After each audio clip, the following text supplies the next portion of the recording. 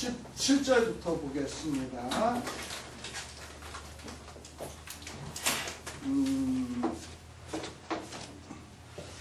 자, 이제 성벽이 52일 만에 완공이 되었습니다. 뭐 없이 한번 해보니까 그러면 더 잘 되나 싶어서. 자, 그런데 이 내부의 적이 심상치 않아요. 보면은 여기 그 보게 되면 이스라엘 백성 중에 선지자들 이외에도 이 느헤미야를 없애려고 하고 느헤미야를 무너뜨리려고 하는 이런 적대 세력들이 상당히 많이 있습니다. 17절에 보십시오. 거기에 보면 누가 등장하냐? 유다의 귀인들. 유다 지파면은 정말 이스라엘의 제일 으뜸가는 지파인데, 근데 그 으뜸가는 지파 안에서도 귀인, 귀족들이겠죠. 근데 이 귀족들이 누구랑 서로 이렇게 연락을 주고받냐면 도비아, 그야말로 이렇게 몰래 소통을 하고 있단 말이지. 간첩이지 뭐, 완전 간첩. 그리고 또 도비아에게 편지를 전해주기도 하고 도비아의 편지를 또 이 귀인들이 받아보기도 하고, 자, 이런 일들이 벌어지게 되는 거예요. 근데 이런 사람들이 어떤 사람들이냐? 이 도비아는 이런 일을 아주 쉽게 하기 위해서 이 그 유다의 귀인들하고 이런 결혼 동맹을 맺었던 것 같아요. 지들 자식을. 그래서 이 도비아는 아라의 아들 스가냐의 사위가 되고, 도비아의 아들 여호난도 베랴가의 아들 무술람의 딸을 취했다.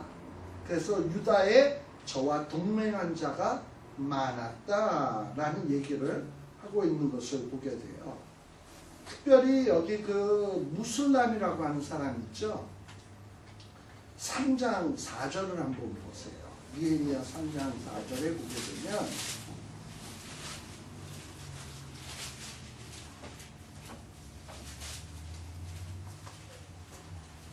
느헤미야 3장 4절에 보시게 되면 거기에 보면 누가 나오냐? 그 다음은 학고스의 손자 우리아의 아들 무레못이 중수하였고, 그 다음은 무세사벨의 손자 베랴가, 지금 여기도 베랴가 나오죠? 베랴가의 아들 무술람이 중수하였다라고 되어 있어요. 네. 그래서 이 무술람이라고 하는 이 사람은 어떤 사람이냐? 정말 이 성전 재건에 아주 중추적인 일을 담당했던 사람이야. 그런데 이런 사람이 도비아하고 서로 연락을 주고받고 있다? 또 쭉 내려가서 30절에도 한번 가보세요. 3장 30절.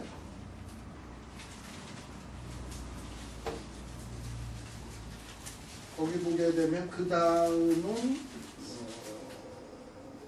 3장 30절에도 무술람이 자기 친망과 마주대한 부분을 중수하였고 라고 하는 말이 나오죠. 그래서 이 무술람이 된 사람이 성전 재건에 대단한 정말 역할을 감당했던 인물인데, 이런 사람이 도비아하고 결탁되어 있다. 그리고 도비아에게 느헤미야의 이런 정보들을 살살 누설을 한다. 그리고 도비아의 어떤 그 계략을 지침을 받아서 이 예루살렘 성 안에 분탕을 일으키려고 한다. 참 무서운 일이죠. 그래서 이 악의 카르텔이라고 하는 것은 정말 무시무시한 겁니다. 이 악의 카르텔은 그야말로 양의 탈을 쓰고 교회 안에 양들 사이로 들어와 있어요. 그리고 어떨 때 그들은 양의 탈을 쓰고 뭔가 양들이 하는 일을 막 열심히 하는 것 같아요. 근데 그러다가 결정적인 순간에 타이밍이 오면은 딱 뒤통수 치는 일을 한다 이 말이죠. 이게 사탄의 아주 기묘한 전략이야. 우리 전에 제가 한번 신천지에 대해서 한번 한 얘기 있었는데요. 신천지 사람들은 어떻게 하냐? 처음에 신천지에서 파견한 사람이 꼭 어떤 교회를 가냐 하면 좀 이렇게 약하고 수도 많지 않은 교회. 그런 교회의 신천지의 먹잇감이야. 그럼 그 교회에 사람을 딱 보내가지고 그렇게 충성하고 열심히 일하도록 만들어져.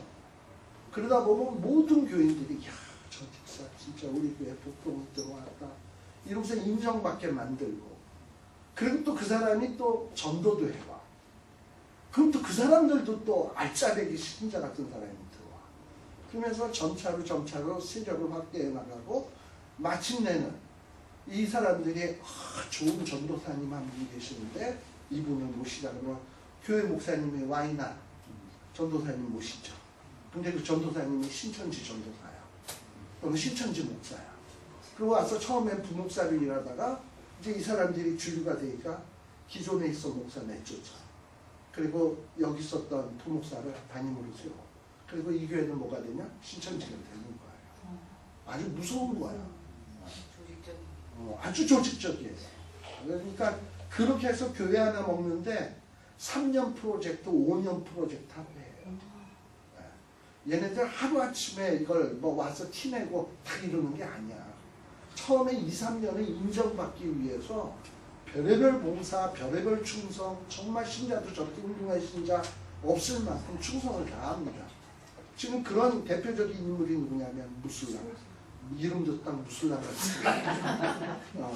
그래가지고 무슬람으로 들어와가지고 이게 지금 막 인정받고서는 뒤로는 뭐하냐? 도비아하고 약혼을 하고 있는 거야. 도비아의 지령을 받고. 그리고서는 이러면서 또 19절에 보게 되면 이 자들이 뭘 하냐? 도비아가 선행을 하기 무슨 선행을 합니까? 근데 도비아가 하는 일을 좋은 일이라고 막 느헤미야에게 칭찬으로 털어놓는 거지. 예를 들어서 김정은이가 변했어요. 이제 김정은이는 지금 비핵할 마음이 있어요. 걔는 평화하려고 해요. 이러고서는 걔는 하나도 안 변했는데 변했다고 자꾸 이렇게 해서 좋은 식으로 해서 사람을 호도하게 만드는 거예요. 네. 그리고서는 또 뭐냐? 이 안에 극비 상황을 또 도비아나 김정은이 같은 사람한테 몰래 전해주고 이런 식으로 하면서 뭔가 음모를 꿰가지고 느헤미야로 하여금 불안하게 만드는 이런 책략을 쓰고 있는 거예요. 그러니까 이 악의 세력들은 얼마나 이게 무서운가 하는 것을 알 수 있습니다.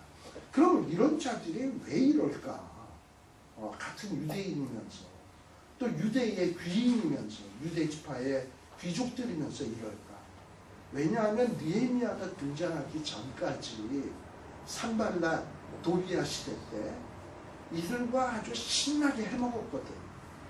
그래가지고 귀인이 되었거든. 돈 모으고 그리고 권력을 키우고 이랬는데 갑자기 느헤미야가 쫙 나타나서 자기네들의 기득권이 부패가 될 것 같으니까 어떻게 해서든지 조직적으로 그거를 방해하고 느헤미야를 내쫓으려고 하는 것 같아요. 그러니까 지금 우리 한국의 그동안에 뭐 삼김실에서부터 정치하던 사람들, 그 사람들이 계속 그냥 뭐 한국당이면 한국당의 높은 자리는 그 사람들이 다 해먹고, 민주당의 높은 자리는 또 그 사람들 다 해먹고, 뭐 이쪽 당은 이쪽 당에서 다 해먹고, 정의당은 정의당에서 다 해먹고.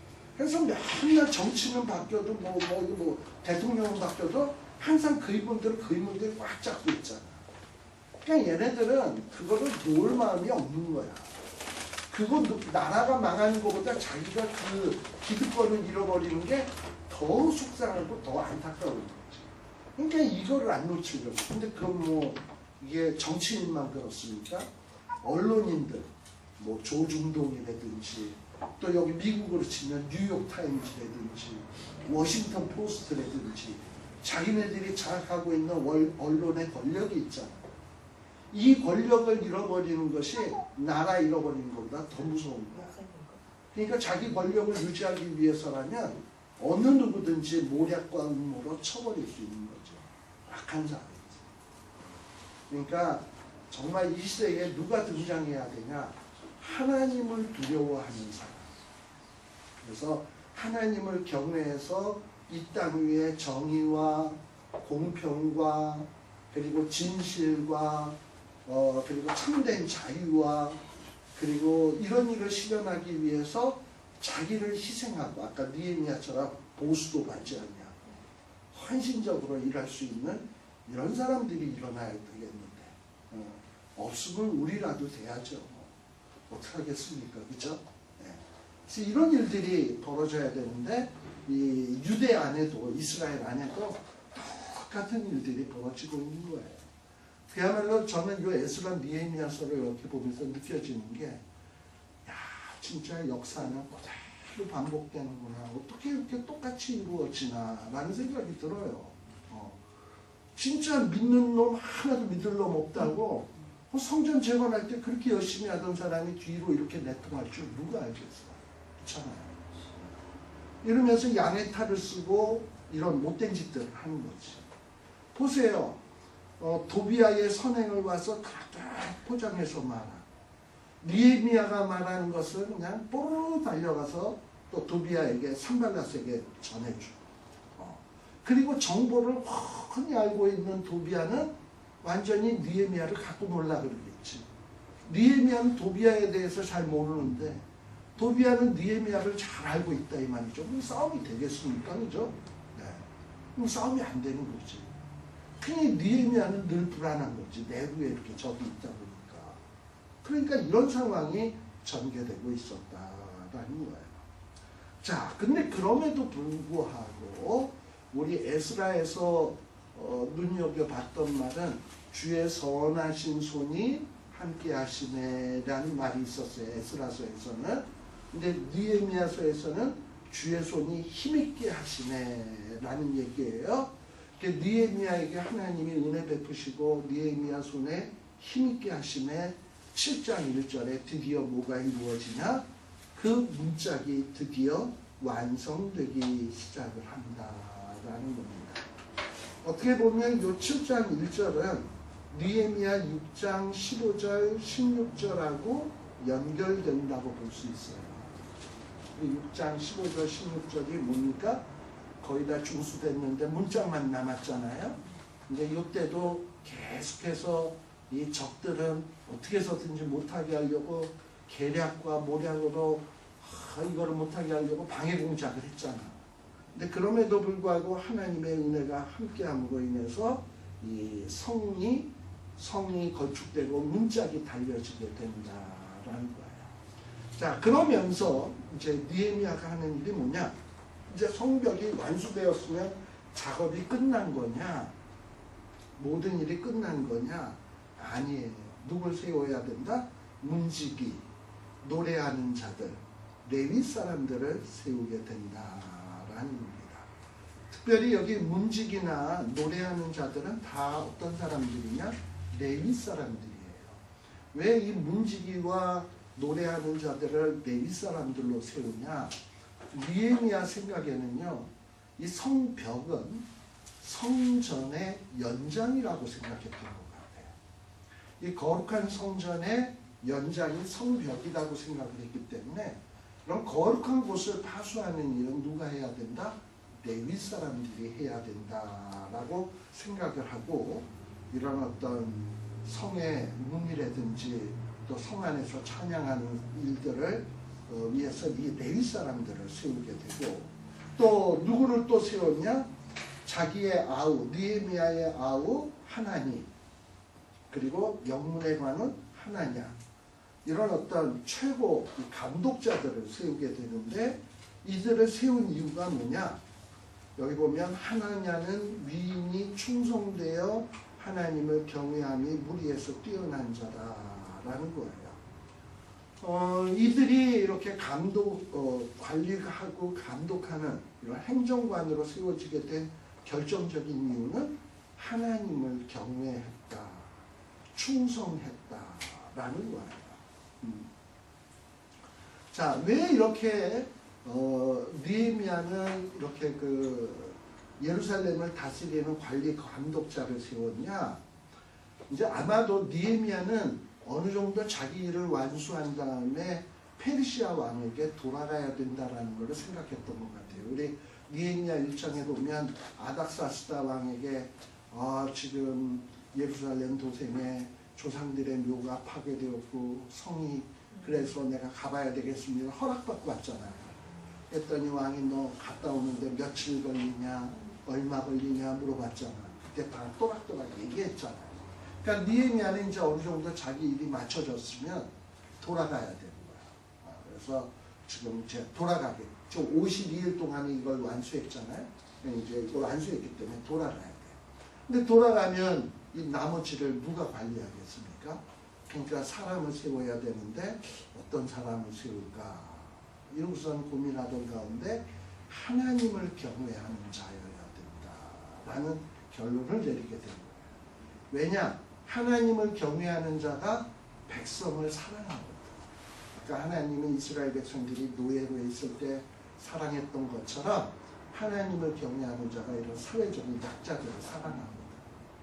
그리고 그뿐만 아니라 하나님을 사랑하는 자들이 이 거짓이 없고 정의롭고 공평하고 이렇기 때문에 이런 자를 세워야 되겠다. 그래서 어떤 리더십의 첫 번째 조건으로 꼽았던 것이 어떤 지혜 있고 재주가 많고가 아니라 하나님을 경외했다라는 거예요. 그것을 조건으로 해서 하나님을 경외하는 사람으로 세웠다. 또 하나 또 이렇게 느헤미야가 이렇게 관원을 세운 이유는 무엇인가? 우리 아까 임봉하지 않은 편지 거기에 뭐라고 돼 있었습니까? 느헤미야가 선지자들을 동원해서 자기가 왕이 되려 한다. 뭐 이런 소문을 퍼뜨린다 그랬죠. 그리고 자기가 성벽이 완성되면 왕이 되고자 한다라는 이런 여론을 형성을 했잖아. 약한 자들이. 그러니까 느헤미야는 나는 왕 될 의사가 없다. 나는 페르시아 왕의 충성스러운 신하일 뿐이다. 그래서 나는 임무를 완수했으니 페르시아로 돌아간다. 그러면 여기 빈 공간은 누가 메꿔야 될 거 아니야. 그래서 자기가 왕 될 의사가 전혀 없다라는 것을 보여주기 위해서 지금 이렇게 돌아가는 것이 아닐까라는 생각이 듭니다. 자, 그 다음에 또 이제 이 문지기 노래하는 자, 레위 사람, 또 하나냐 이런 사람들을 다 세우고 이들이 어떻게 이제 이 성벽을 파수하고 지킬 것인가 하는 지침을 주는 내용이 나오는데요. 3절에 보시게 되면 해가 높이 뜨기 전에 예루살렘 성문을 열지 말아라 라는 거예요. 이거 왜 해가 높이 뜨기 전에 성문을 열지 말라고 하는가? 지금 이 해가 높이 뜨는 시기는 언제냐면 보통 이 성문은 언제 열냐? 해가 뜨자마자 성문을 열어. 근데 사람들이 해가 뜨자마자 활동하는 거 아니잖아. 해가 뜨자마자 아침도 먹어야지, 또 출근 준비도 해야지 이러잖아요. 그래서 너무 새벽에 해 뜨자마자 나가면 사람이 없어. 근데 사람이 없는데 성문을 열어놓으면 적들이 그 틈을 이용해서 들어올 수 있잖아. 그러니까 성문을 너무 해 떴다고 해서 일찍 열지 말라는 거야. 한가할 때는. 사람이 없을 때는. 그리고 이제 해가 높이 떠서 사람들이 왕성하게 활동을 시작할 때 그때 비로소 문을 열어라. 뭔가 이 성전의 성벽에 성의 안전을 위해서 이런 지침을 주게 되는 거예요. 그리고 파수할 때는 어떻게 해라? 문을 닫아라, 빗장을 질러라. 그리고 어떤 파수는 어떻게 하냐? 예루살렘 거민으로 각각 반차를 따라서 파수해라. 자기 집 맞은편을 지켜라. 여기 반차를 따라서 파수한다라는 것은 이런 가족별로 월요일은 김간애가, 화요일에는 이간애가, 수요일에는 장간애가. 그래서 가족별로 집들의 순번을 정해서 파수하는 거예요. 그리고 자기 구역, 자기 집은 누가 파수한다? 각자 자기 집, 앞집, 자기 집, 요쪽 지역은 자기들이 파수한다. 왜냐? 자기들이 제일 잘 알잖아, 그 지역은. 이렇게 해서 임무를 딱딱딱딱 부여해가지고 성벽을 지을 때도 조직적으로 했지만 이 파수하는 일도 조직적으로 해서 아주 철통 같은 방어망을 형성하게 되는 겁니다. 이런 걸 보게 되면 느헤미야가 얼마나 치밀한 사람인가 하는 것을 알 수 있지요. 자, 그 다음에는 4절에 보게 되면 왜 이렇게 할 수밖에 없냐? 예루살렘 성은요 아주 광대해.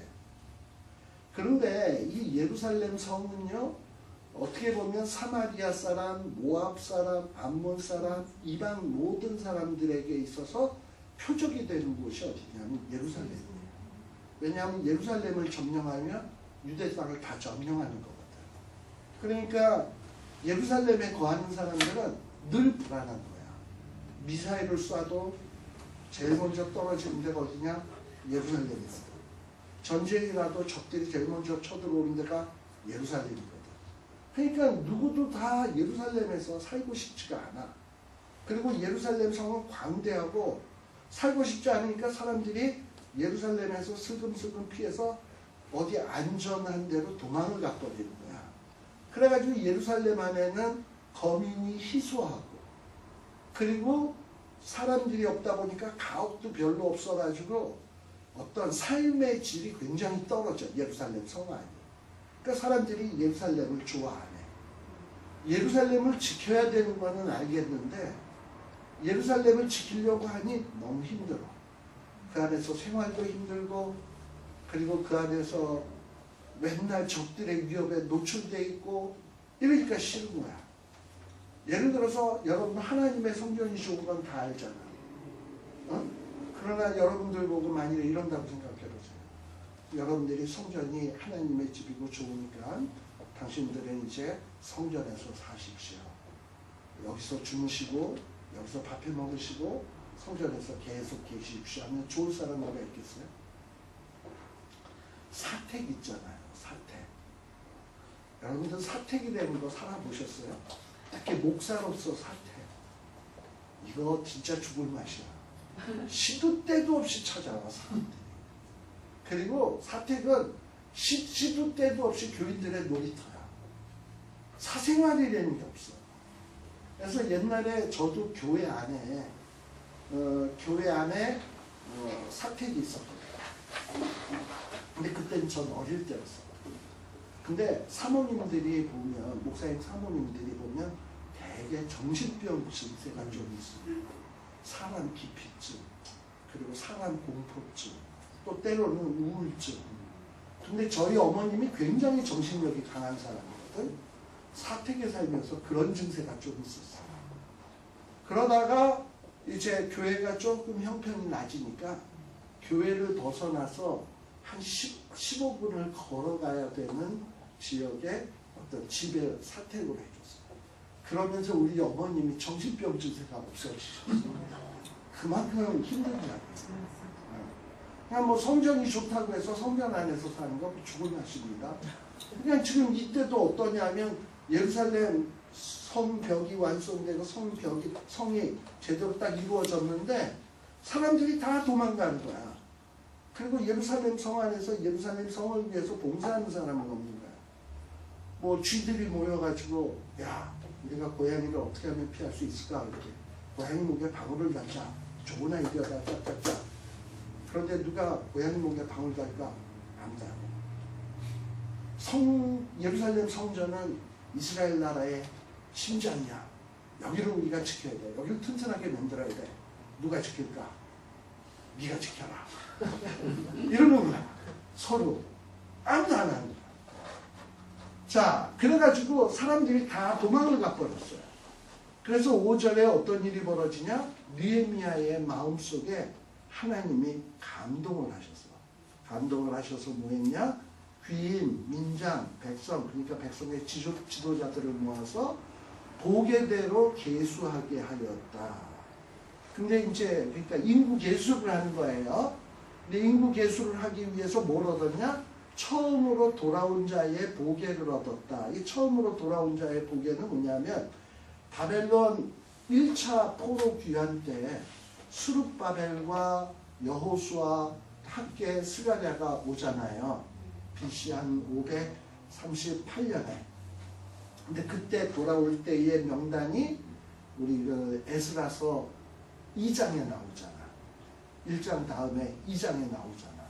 그 명단이 쭉 나오는데 그 명단을 보는 거야. 근데 그 명단이 되는 게 뭐냐?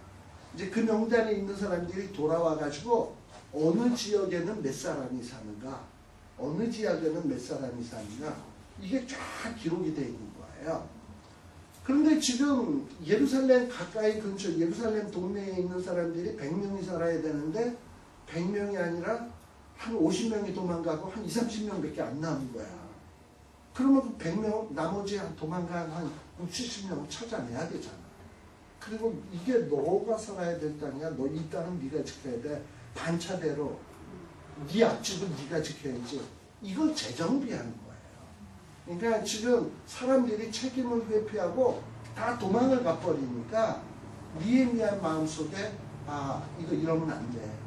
사람들에게 배당된 땅들이 있는데 그 땅에서 책임 감당 못하고 자기 땅을 버리고 돌아간 사람들을 찾아내서 그 자리에서 자기의 맡은 바 일들을 하도록 만들어야 돼. 그렇지 않고서는 예루살렘 성 이 관리가 제대로 될 수 없어 하는 마음을 하나님이 느헤미야의 마음속에 주신 겁니다. 그래가지고 이 보게를 가지고 쭉 살펴보게 된 거예요. 그래서 6절에 보니까는 뭐가 나옵니까? 바벨론 왕 느부갓네살에게 사로잡혀 갔던 중에서 노임을 받고 예루살렘과 유다로 돌아와 각기 본성에 이른 자. 그래서 스룹바벨 때서부터 나오던 명단이 쭉 나와요. 그래서 각각의 지파 돌아온 사람들의 명단이 나오고요. 또 거기에 보면은 26절 저기 보면은 25절서부터 보면은 기브온에 거해야 될 사람은 몇 명? 95명. 베들레헴과 느도바 사람은 몇 명이어야 돼? 180명. 뭐 그 다음에 그 동네 이름이 나오고 거기 있어야 될 사람이 숫자가 나와 있는 거야. 만일에 이 숫자에서 착오가 생기게 되면 어떻게 해야 되냐? 느헤미야는 찾아내가지고 이런 사람들을 다시 원대복귀 시키는 거예요. 그러면서 이 예루살렘 성을 지키는 일에 어떤 책임을 소홀히 하는 사람이 없도록 하는 거. 이게 관리 감독자가 해야 되는 일이지. 이런 어떤 지혜도 누가 주신 거냐면 하나님이 느헤미야에게 이런 마음을 주셨다 이 말입니다. 자, 그런데 쭉 넘어가서요. 한 64절 봅시다. 근데 이렇게 하다 보니까 어떤 일이 있었냐 하면 이 제사장들 가운데 제사장 어떤 보기에 보면 자기는 제사장이라고 하는데 제사장 명단에 보니까 그 사람의 이름이 없어. 그러니까 호적에 제사장 명단에 그 사람의 이름이 안 나와. 근데 자기는 자칭 제사장이래. 그러면 그 사람을 제사장을 시켜야 되나 말아야 되나 이런 문제가 생기게 된 거예요. 근데 느헤미야는 이런 제사장의 직책은 너무나도 거룩한 직책이기 때문에 이런 어떤 등록부에 호적에 기록이 안 돼 있는 사람을 함부로 세울 수가 없었던 거예요. 지금 예루살렘 공동체는 뭡니까? 거룩을 회복하는 거고 정말 하나님이 세우신 법도대로 하는 거잖아. 근데 뭐 자칭 그렇다고 하니까는 그래 사람 없는데 너 와서 일해 이러면서 아무나 뻗어 넣는 게 아니야. 그래서 교회는요 원칙이 있어야 돼요. 저도 목회를 하면서 가장 어려웠던 일들 가운데 하나는 뭐냐면 타 교회에서 오랫동안 장로하다가 떠난 사람들 그리고 이제 우리 교회로 들어온 사람들 이런 사람들을 어떻게 받아들이고 어떻게 대우해야 되나 이게 담임 목사로서는 굉장히 고민거리입니다. 그렇잖아요. 신앙생활 오래 한 장로님들이니까 들어왔으니까 장로님으로 대우해 주자니 기존에 있던 장로들하고 형평성에 맞지가 않고 기존에 있던 장로들은 현재 교회에 있는 사람들의 3분의 2 이상의 득표를 얻어서 되어진 사람인데 좀 그렇잖아. 근데 장로인데 그냥 또 이렇게 또 탁 밀어놓고 노창이 겉도 또 아프고 그래서 상당히 머리가 아플 때가 있다. 근데 그걸 참 지혜롭게 해야 되거든. 근데 그런 지혜를 누가 주셔야 되나? 하나님이 주셔야 돼요. 그래서 제가 갖고 있는 아이디어 가운데 하나가 뭐냐면 외부에서 들어온 장로님 같은 경우에는 실무 장로를 주는 게 아니라 사역 장로를 줘라. 이렇게 제 후배 목사들한테 권면을 해요. 사역 장로는 뭐냐 하면 그야말로 사역하는 장로야. 그러니까는 사역은 하되 시부장로로서 권한은 없는 거죠, 어떻게 보면. 그러고 보는 거야. 그리고서는 정말 충성스럽게 사역을 하고 교인들에게 인정을 받고 이렇게 되면 젊은 분인 경우에는 뭐 또 장로도 은퇴 나이 있잖아요. 그런 경우에는 봐서 교인들의 인정을 받았으면 정식적인 절차를 거쳐서 시무장로를 할 수도 있는 거고요. 그래서 어떤 사역 장로는 뭐 충분히 할 수 있잖아. 뭐 예를 들면 이런 거지. 이거 별거 다 가르쳐 주면 안 되는데 장로님. 뭐 저기 그 교회의 교육부서라든지 봉사부서라든지 주차부라든지 관리부라든지 이런 거 한 부서를 맡기셔가지고 그 장로님에게 책임 권한을 딱 하는 거지. 그럼 뭐 장로님도 봉사하니까 보람이 있고, 그리고 그 일을 통해서 교인들과 서로 친밀해지게 되고, 그러면서 이렇게 하는 게 좋지. 왔다고 해서 덥석 시무장로 시키고 이러면 꼭 분란이 나더라고요. 근데 아무튼 지금 느헤미야도 이런 문제가 생긴 거야. 아까 거룩한 처소 같은 건 아무나 접근할 수 없다 그랬잖아요. 그런데 자기도 제사장이라고 그 일 하겠다고 댕겨드는 거야. 근데 보니까 명부에 보니까 제사장 명부에 없걸랑? 안 돼. 이러고서는 철저하게 거절을 했다라는 거예요. 또 이 성벽 재건을 위해서 70절, 72절에 보게 되면 사람들이 아주 자발적으로 헌신하는 모습들이 나옵니다. 70절에 보면 이제 다 성벽은 완공되었지만 유지, 보존, 관리 하는데도 여러 가지 비용이 들어가고 필요한 것이 많을 거 아니에요. 그리고 풀타임으로 성전 관리를 위해서 애쓰는 사람들도 있잖아. 그러려면 비용이 많이 들어가지. 그러다 보니까 족장들이 이 하나님의 성의 역사를 위해서 보조하고 방백들은 금, 또 은, 대접 뭐 이런 것들을 뭐 또 이렇게 도네이션하고 어떤 사람은 의복을 보물고간에 드리고 어떤 족장들은 금, 은 뭐 이런 것들을 드리고 이러면서 이 거룩한 성은 모든 사람들이 합심해서 이렇게 유지시키고 관리시켜 나간다. 어떤 사람은 자기가 시간이 바쁘니까 못하면은 대신에 재물로, 또 재물은 없는 사람은 시간 봉사로, 이러면서 자기의 능력에 맞게 하나님의 거룩한 공동체를 이루어가고 있는 모습을 보게 됩니다. 그래서 우리 하나님께서 저와 여러분들에게 주신 달란트는 뭘까? 나는 이 거룩한 공동체를 위해서 어떻게 헌신을 할까? 그리고 거룩한 공동체에 섬기는 일이 쉽지 않거든요. 그러니까 네가 해, 나는 못해. 이런 게 아니라 우리들이 자발적으로 헌신해서 이렇게 일을 할 때 하나님이 놀라운 축복으로 채워주시게 됩니다. 지난 시간에 베탁 게렙의 목자들 이야기했잖아요. 천한 신분이고 그리고 물질도 없고 하는데도 그들이 힘닿는 대로 이 성벽 재건에 힘을 쓰니까 훗날에 메시아 탄생 때 메시아의 탄생 소식의 그 엄청난 소식을 제일 먼저 듣는 주인공들이 되었다라는 것을 잊어서는 안 됩니다. 우리가 주님의 전 거룩한 공동체를 위해서 수고하면 하나님은 그 수고를 보시고 우리에게 복 주시듯, 아니면 우리 때가 아니면 우리의 자식, 후손에게 반드시 갚아주시는 하나님이십니다.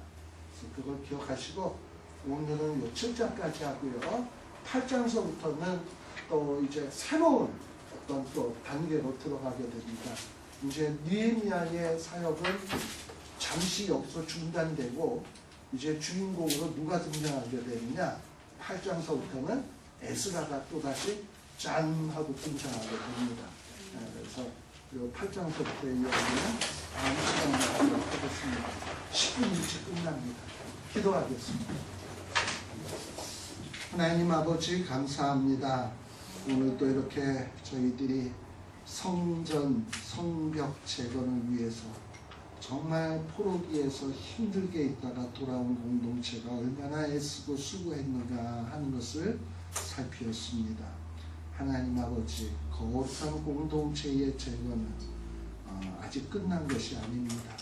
주님 오실 때까지 계속해서 이루어져야 될 일이고, 사탄의 공격은 주님 오실 때까지 계속될 것입니다. 하나님 아버지, 이런 엄중한 시기에 우리가 무엇을 해야 될지, 우리가 어떻게 살아야 될지 말씀을 통해서 정말 올바로 깨닫게 하여 주시고, 성도로 맡은 바 책임을 잘 감당하는 자 되게 하여 주시고, 기도의 책임을 잘 감당하게 하시고, 봉사의 책임을 잘 감당하게 하시고, 헌금의 책임을 잘 감당하게 하셔서 정말 하나님 앞에서 착하고 충성된 종이라 칭찬함을 받을 수 있는 우리 모두가 되게 하여 주시옵소서. 우리의 희생과 봉사가 결코 낭비가 아니라 몇천 배의 축복으로 돌아온다는 사실에 대한 믿음이 있게 하여 주시옵소서. 예수님 이름으로 기도드리옵나이다. 아멘. 마치겠습니다.